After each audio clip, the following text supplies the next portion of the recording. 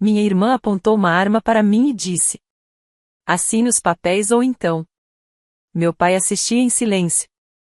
Eu não assinei. Apenas sorri e disse: olhe para isso. Ela olhou e ficou pálida.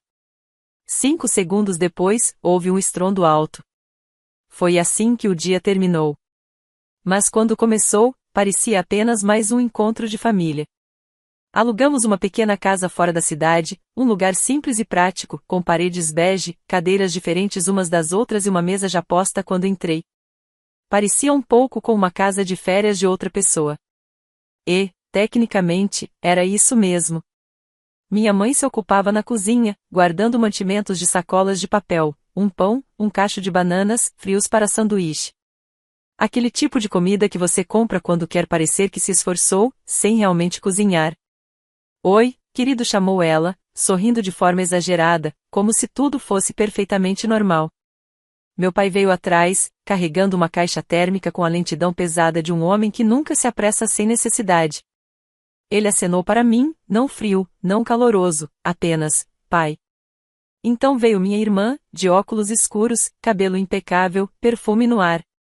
Beijou o espaço ao lado da minha bochecha.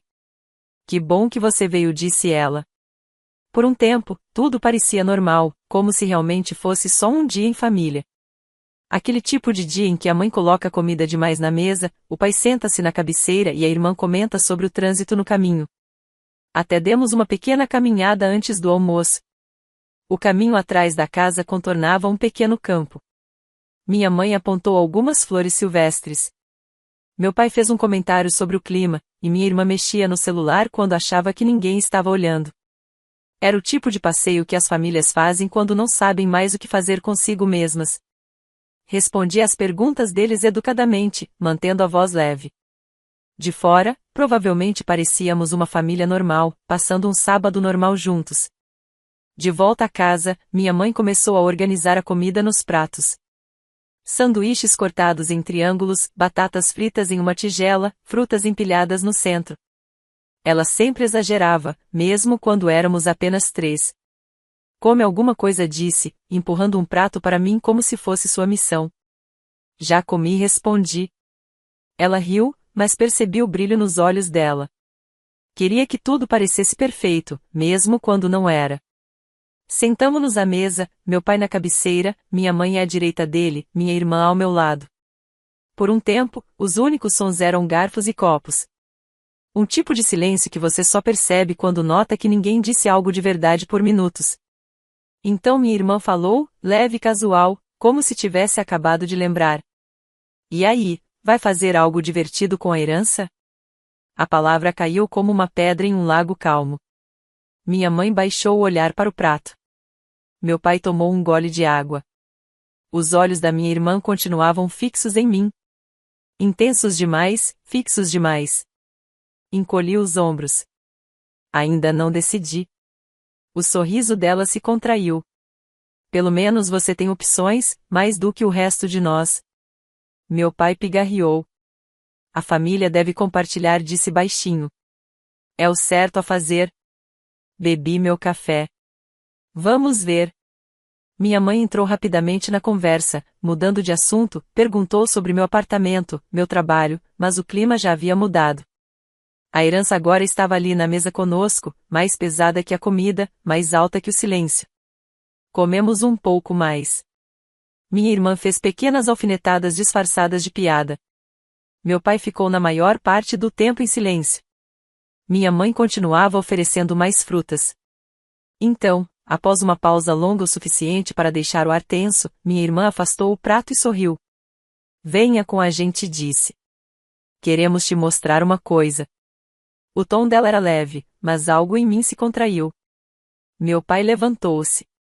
A cadeira arranhou o chão. Ele não encontrou meus olhos. Eles me levaram pelo corredor até um quarto vazio. Sem fotos, sem decoração, apenas uma mesa, 2 cadeiras e uma pilha de papéis no meio. Isso vai deixar tudo mais simples, disse minha irmã, deslizando os papéis na minha direção.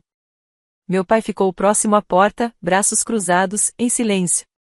Sentei-me, peguei a primeira página, palavras legais alinhadas cuidadosamente no papel, virei para a segunda, depois a terceira. Minha respiração desacelerou. Era uma renúncia. Um documento afirmando que eu abria mão de todos os direitos sobre a herança e transferia tudo para eles. Não uma parte, nem mesmo uma divisão. Tudo. Soltei uma risada seca. Sério? Vocês realmente esperam que eu assine isso? Minha irmã não se abalou. É o que ele teria querido. Sério? Perguntei.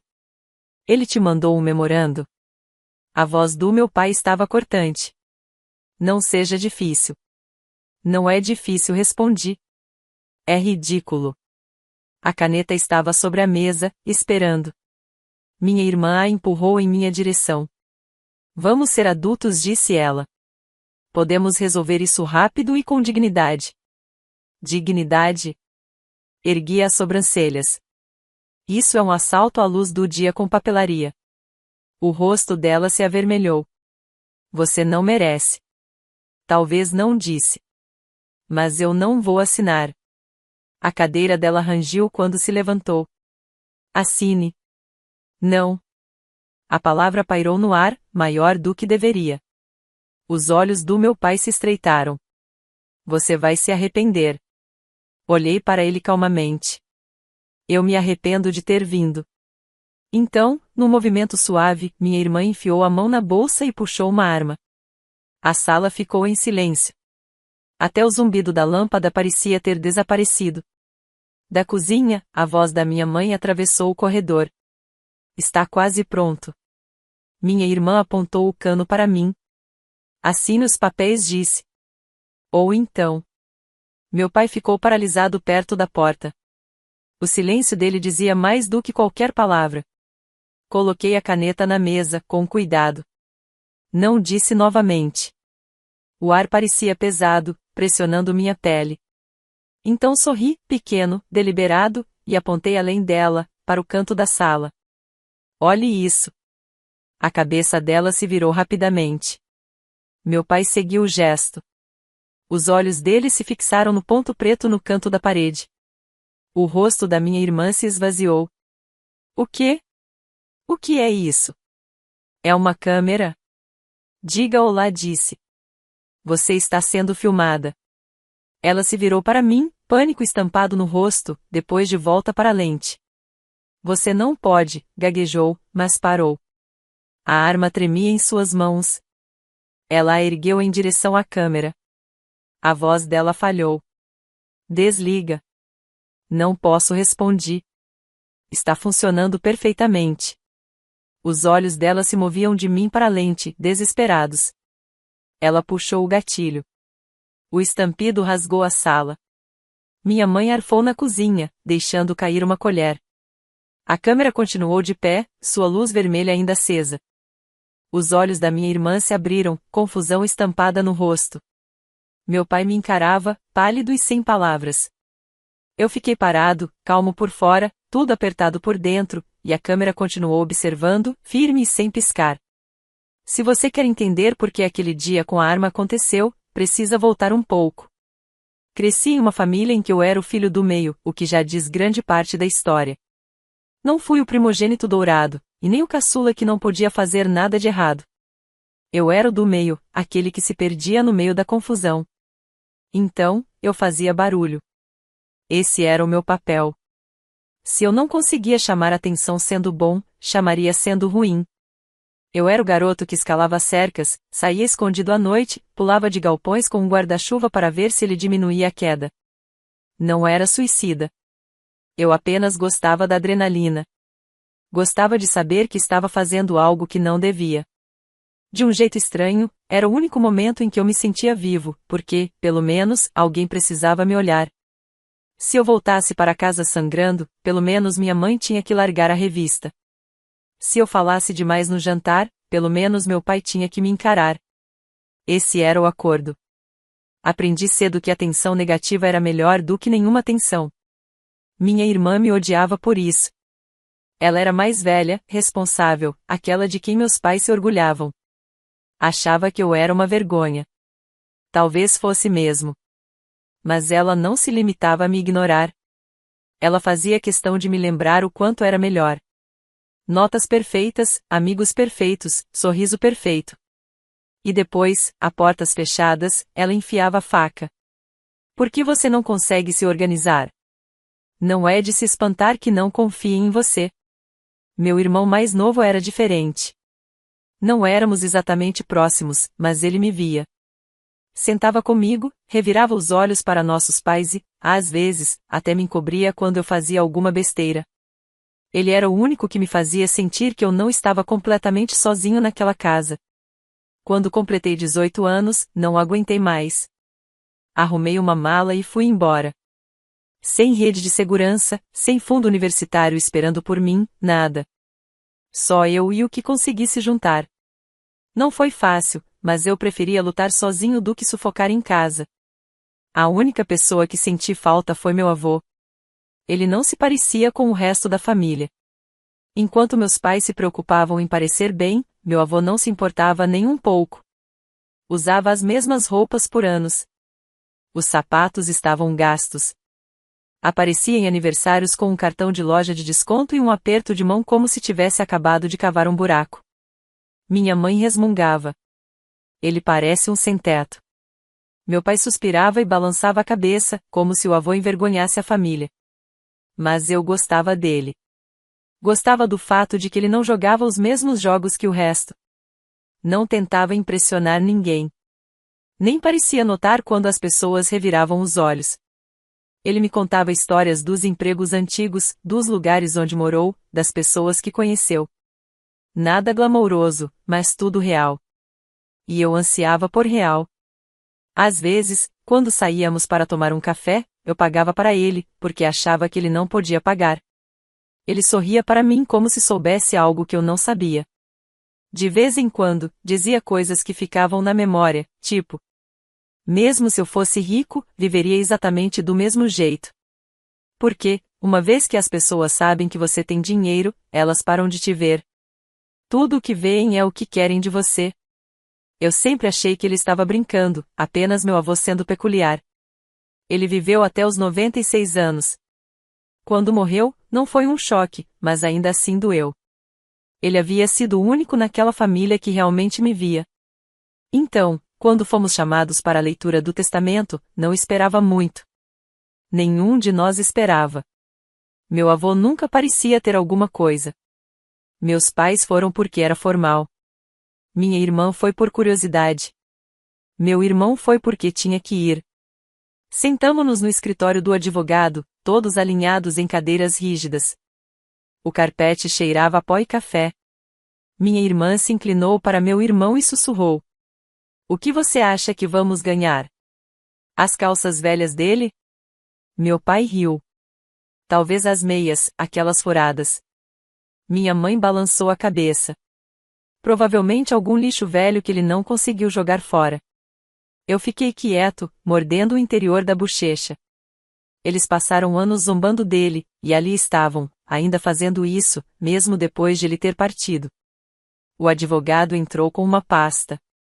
Limpou a garganta e começou a ler. Seu pai, seu avô, expressou seus últimos desejos neste documento. Ninguém se inclinou para a frente. Minha irmã olhou as unhas.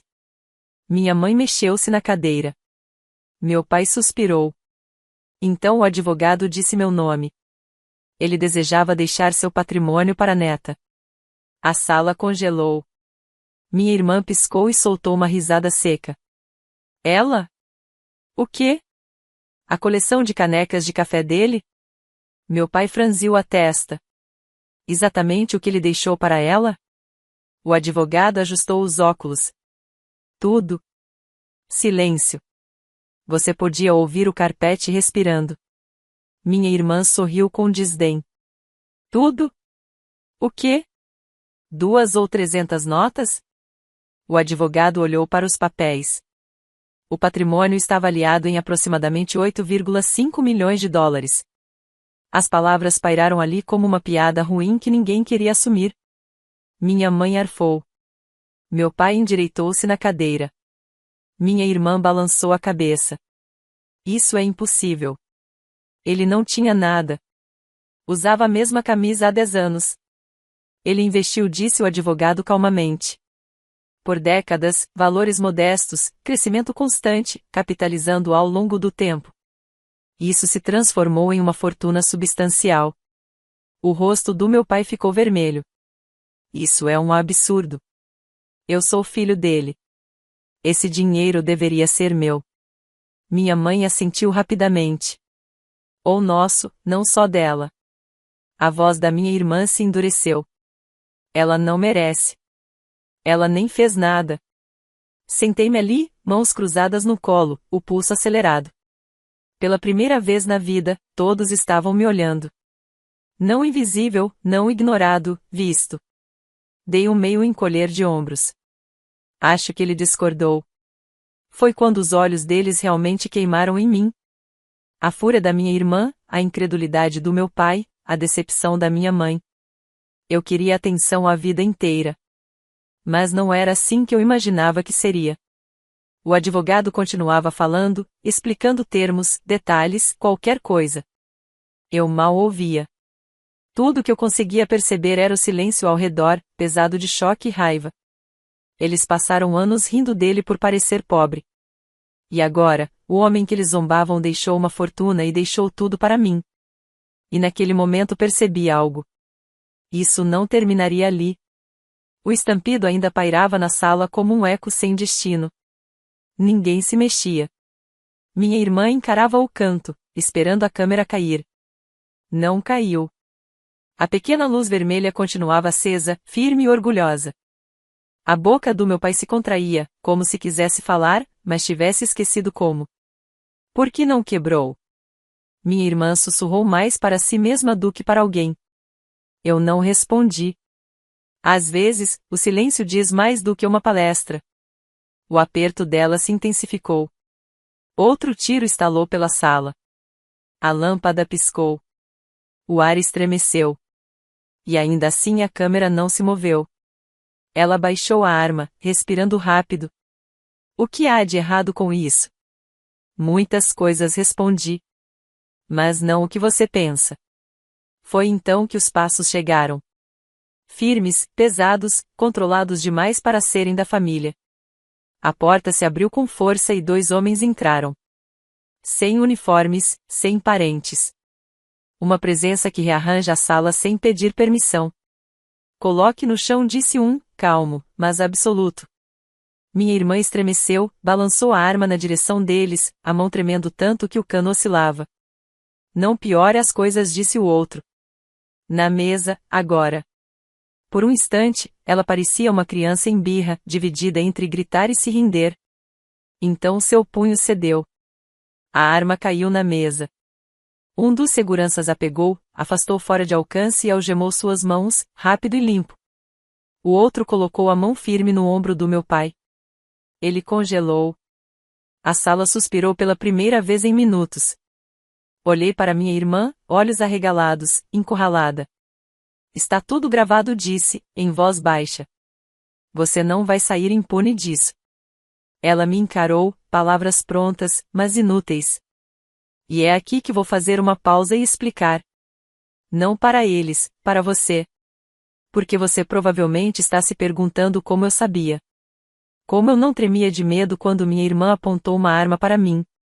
Como fiquei ali firme enquanto meu pai parecia uma estátua. A verdade é que eu tremi sim, só não onde eles pudessem ver.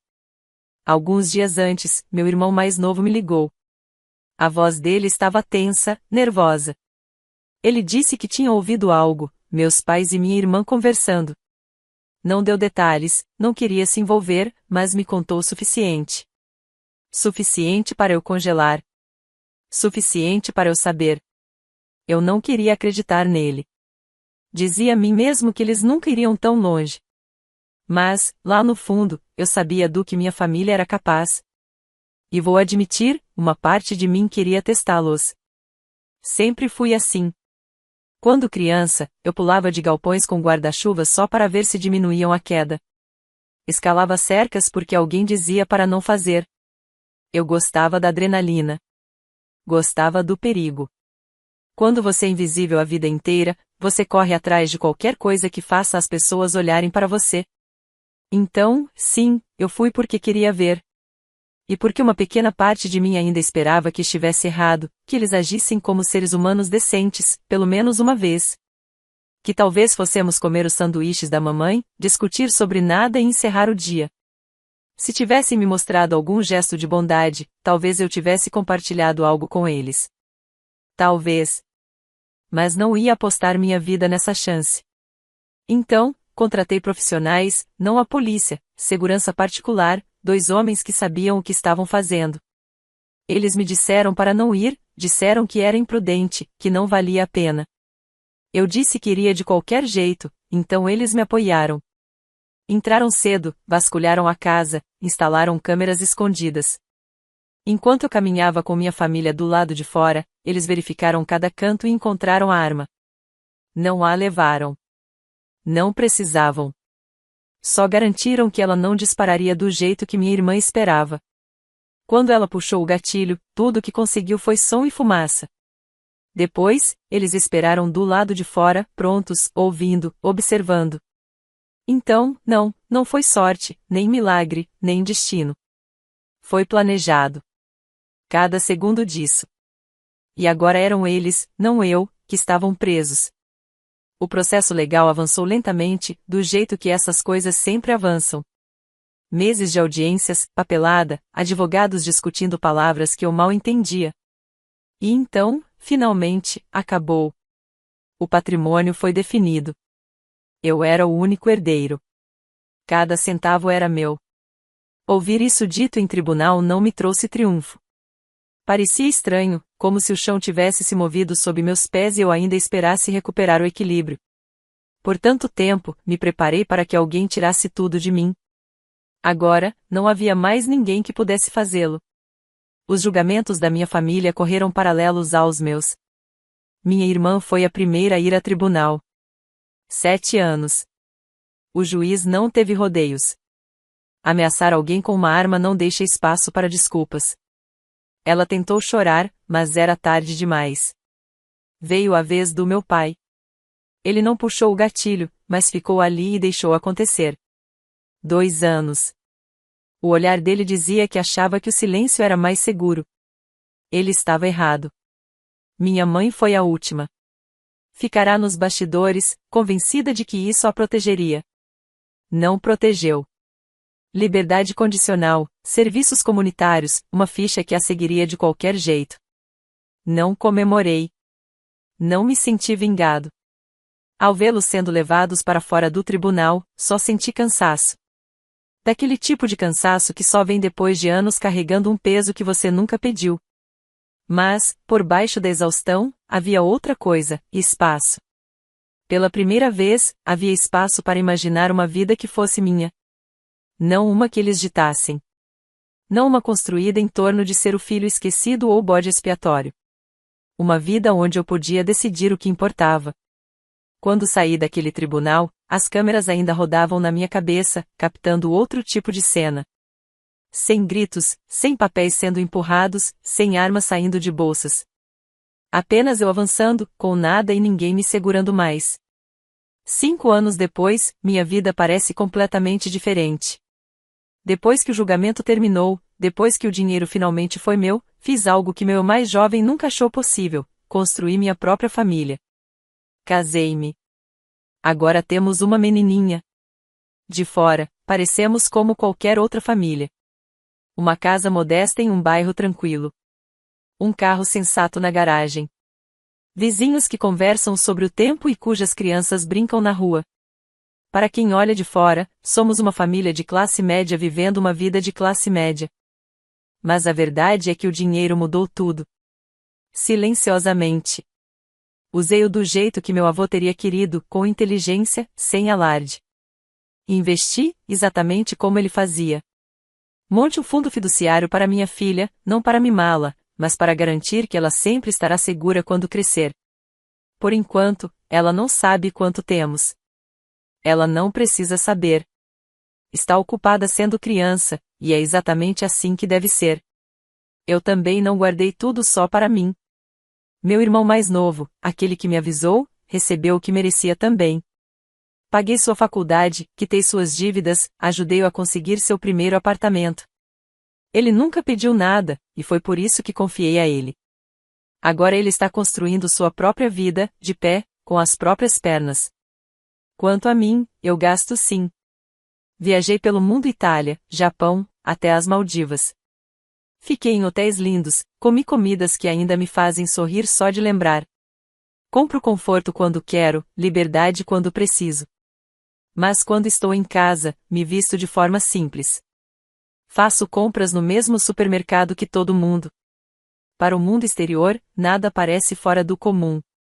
É desse jeito que gosto, porque finalmente entendi o que meu avô queria dizer. Se as pessoas acham que você é rico, só verão o dinheiro. Se acham que você é comum, você pode viver livre. Ainda busco um pouco de adrenalina de vez em quando, paraquedismo, mergulho, escalar montanhas, mas faço tudo com segurança. Aprendi a alimentar essa parte de mim sem destruir o resto. No fim do dia, não preciso que estranhos vejam riqueza em mim. Preciso que minha filha cresça segura, feliz e livre.